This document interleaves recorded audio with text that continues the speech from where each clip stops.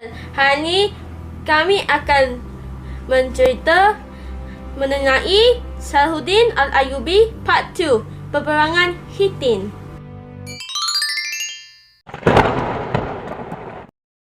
Jadi selepas kematian Raja Balwin pada tahun 1185,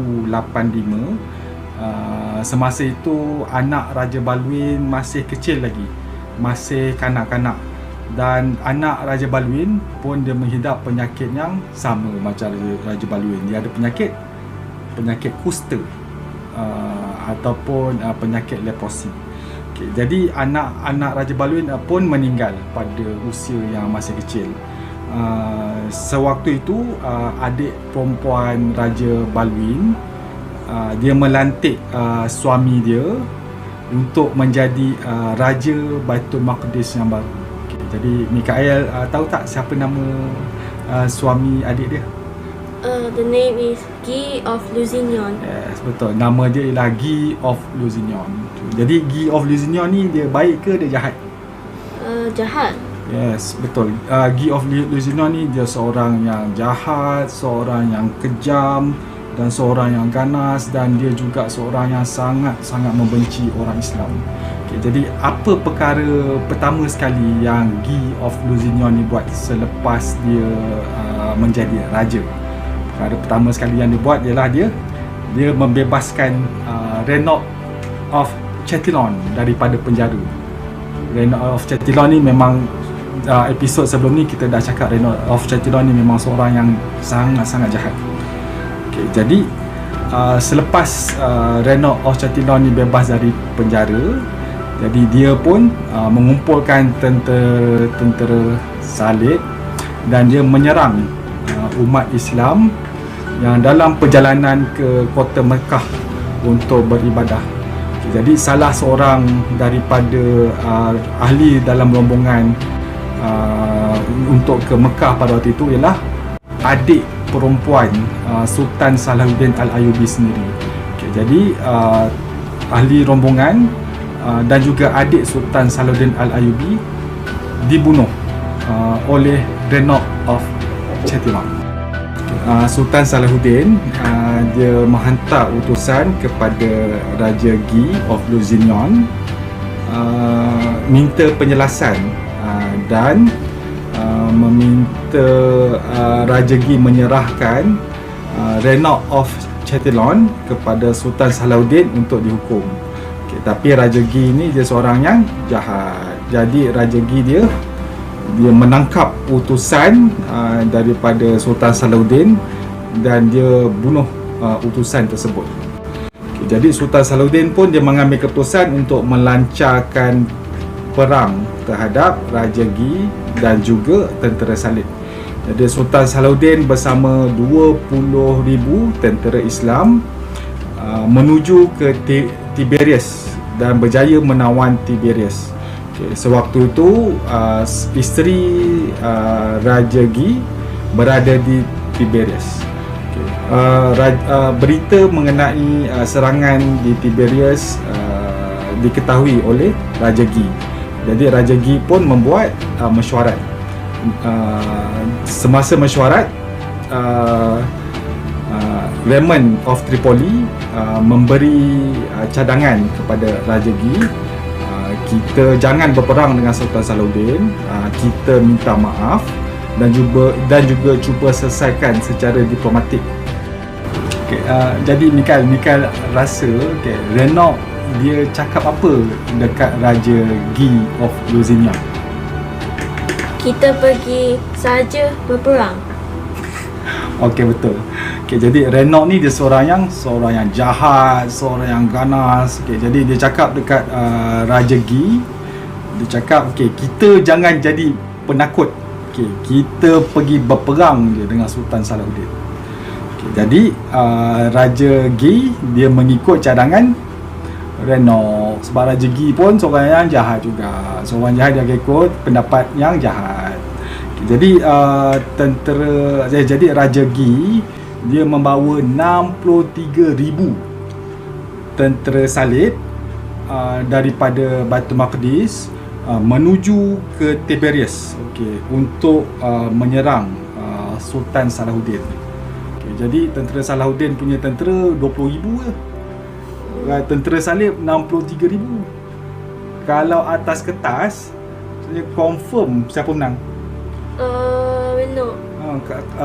Kalau atas kertas, confirm Raja Gi, Renok dengan tentera Salib yang menang, kan, sebab jumlah yang banyak nak melawan jumlah yang sikit. Tapi Sultan Salahuddin dia seorang yang pintar, dia seorang yang sangat bijak.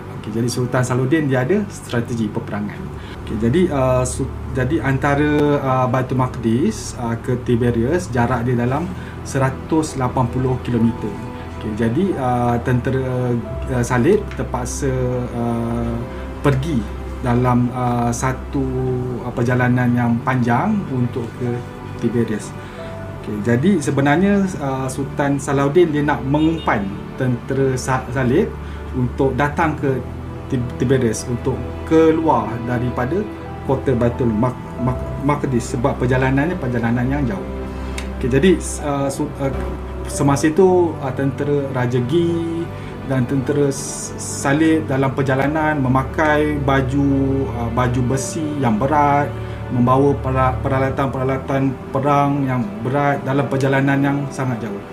Semasa perjalanan, apa Sultan Salahuddin buat? Sultan Salahuddin dia buat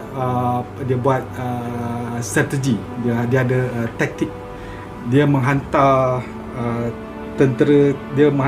tentera pasukan pemanah menaiki kuda untuk membuat serangan secara gerila. Secara gerila ni maksudnya mereka datang, serang, panah dan lari. Datang, panah dan lari. Jadi tentera Raja Gi dengan tentera Salib ni dia berasa rimas, dia berasa sangat penat sebab nak menahan serangan daripada pasukan pemanah Sultan Salahuddin. Lepas tu strategi peperangan seterusnya, sepanjang perjalanan Sultan Salahuddin dia membakar kayu-kayu sepanjang perjalanan yang menyebabkan asap yang tebal terjadi semasa tentera Salib berjalan ke Tiberias. Cuba bayangkan, dah le kena serang pasukan pemanah, lepas tu ada asap pula tu. Jadi mereka tak nampak daripada mana anak panah ni datang. Lepas tu perjalanan yang jauh, tak ada oksigen, ada asap, nak bernafas pun susah, tak nampak. Lepas tu mereka berasa sangat kepenatan. Jadi strategi seterusnya, Sultan Salahuddin dia mengeringkan ataupun dia meletak tentera-tentera dia di telaga-telaga air sepanjang perjalanan. Jadi menyebabkan tentera Salib berasa sangat kehausan dan penat, tak ada nak bernafas susah, asyik kena panah aje. Lepas tu dah rasa penat, haus, nak minum air pun tak ada air. Jadi Mikael rasa Raja Gi dan tentera Salib dia dapat sampai tak ke Tiberias? Mikael rasa mereka tak sampai kerana mereka penat, mereka haus dan lapar. Ya, betul. Mereka tak dapat sampai ke Tiberias. Jadi mereka mengambil keputusan untuk bermalam di satu tempat bernama Hittin. Jadi Hittin dengan Tiberias jarak je lebih kurang dalam 10 km. Jadi hampir sampai. Pada waktu malam mereka pun bermalam. Waktu malam apa strategi strategi Sultan Salahuddin? Kita kena bayangkan ni, Raja Gi dengan tentera Salib penat, nak bernafas pun susah sebab banyak asap dalam perjalanan, haus dan lapar. Pada waktu malam, Sultan Salahuddin dia memasak makanan yang sedap-sedap.